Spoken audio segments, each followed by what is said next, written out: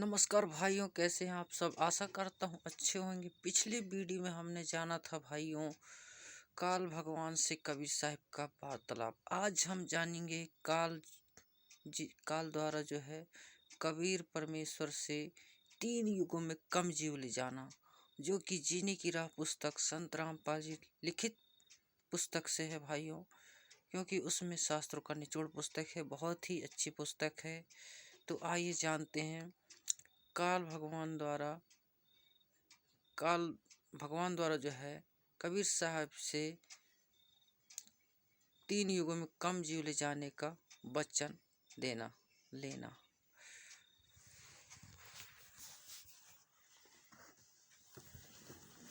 यह भाइयों जीने की राह पुस्तक, इसको आप निःशुल्क घर बैठे भी मंगवा सकते हैं। इन कॉन्टैक्ट नंबरों पर, इन नंबरों के जरिए जो है आप अपना घर बैठे इन पुस्तकों जो है अपना नाम पता कॉन्टैक्ट जो है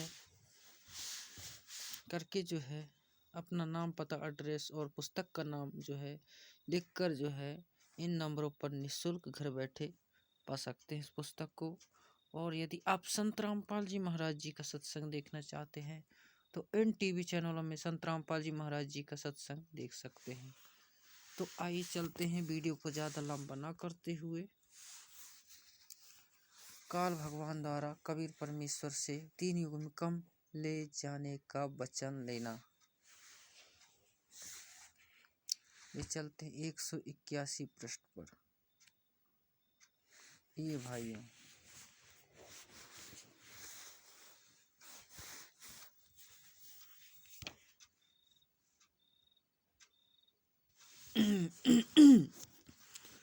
तो संपूर्ण जो है कथा का वर्णन इस प्रकार है भाइयों। इस कथा को जो है संत रामपाल जी ने अपनी जीने की राह पुस्तक में प्रस्तुत किया है कबीर सागर ग्रंथ से। ये है प्रश्न है भाइयों, कबीर जी के नाम से चले 12 पंथों के वास्तविक मुखिया कौन है और 13वां पंथ कौन चलाएगा।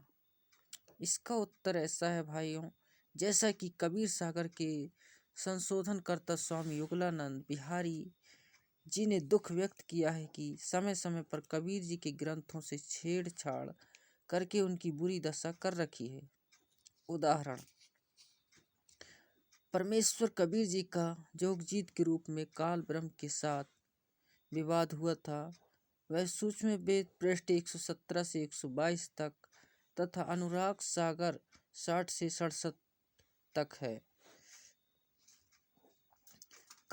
परमेश्वर कबीर जी ने अपने पुत्र जोगजीत के रूप में काल के प्रथम ब्रह्मांड के में प्रकट हुए, जो 21वां ब्रह्मांड है जहाँ पर तप्तशिला बनी है।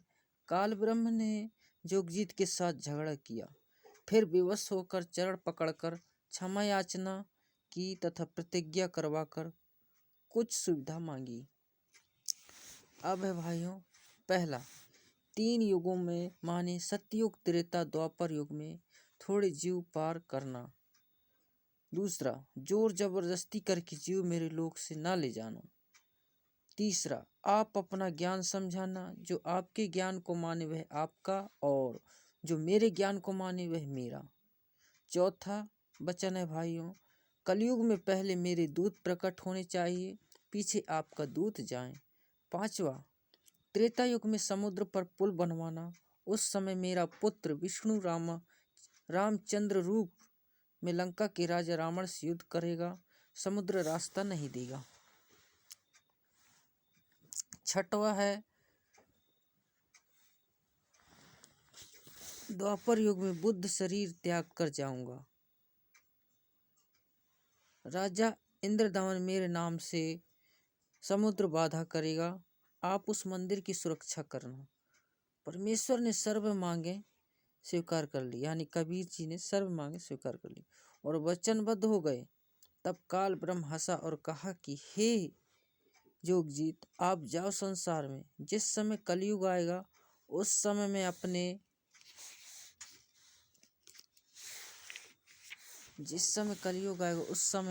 अपने 12वां दूत नकली सतगुरु संसार में भेजूंगा। जब कलयुग 5505 वर्ष पूरा होगा तब तक मेरे दूत तेरे नाम से मानी कबीर जी के नाम से 12 पंथ चला दूंगा। कबीर जी ने जोगजीत रूप में काल ब्रह्म से कहा था कि कलयुग में मेरा नाम कबीर होगा और मैं कबीर नाम से पंथ चलाऊंगा। इसलिए ज्योति निरंजन ने कहा था कि आप कबीर नाम से एक पंथ चलाओगे तो मैं काल रूप माने काल कबीर नाम से 12वां पंथ चलाऊंगा। 12 पंथ चलाऊंगा। सर्व मानव को भ्रमित करके अपने जाल में फंसा कर रखूंगा। इनके अतिरिक्त और भी कई पंथ चलाऊंगा जो सतलोक सचखंड की बातें किया करेंगे तथा सत्य साधना उनके पास नहीं होगी, जिस कारण से वे सतलोक की आस में गलत नामों को जाप करके मेरे जाल में ही रह जाएंगे। काल ब्रह्म ने पूछा था कि आप किस समय कलयुग में अपना सत्य कबीर पंथ चलाओगे। कबीर जी ने कहा था कि जिस समय कलयुग 5505 माने 5500 वर्ष बीत जाएगा तब मैं अपना यथार्थ 13वां पंथ कबीर पंथ चलाऊंगा। काल ने कहा कि उस समय से पहले मैं पूरी पृथ्वी के ऊपर शास्त्र विधि त्याग कर मनमाना आचरण करवाकर शास्त्र विरुद्ध ज्ञान बताकर झूठे नाम तथा गलत साधना के अव्यस्त कर दूंगा।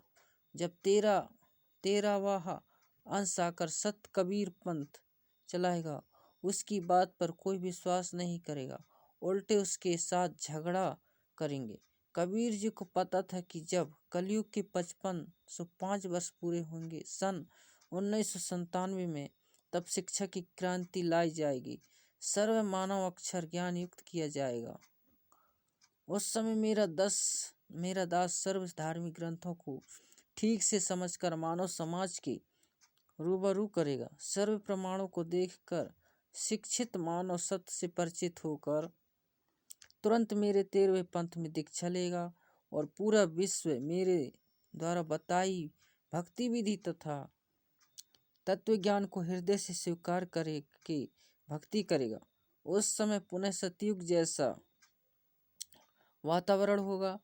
आपसी राग द्वेष, चोरी जारी, लूट ठगी कोई नहीं करेगा, कोई धन संग्रह नहीं करेगा। भक्ति को अधिक महत्व दिया जाएगा। जैसे उस समय उस व्यक्ति को महान माना जा रहा होगा जिसके पास अधिक धन होगा, बड़ा व्यवसाय होगा, बड़ी बड़ी कोठियां बना रखी होगी, परंतु 13वें पंथ के प्रारंभ होने के पश्चात उन व्यक्तियों की मूर्ख माना जाएगा और जो भक्ति करेंगे, समान मकान बनाकर रहा करेंगे, उनको महान, बड़े और सम्मानित व्यक्ति माना जाएगा। प्रमाण के लिए पवित्र कबीर सागर से भिन्न भिन्न अध्यायों से अमृत वाणी, कबीर जी तथा ज्योति निरंजन की वार्ता इस तरह है भाइयों।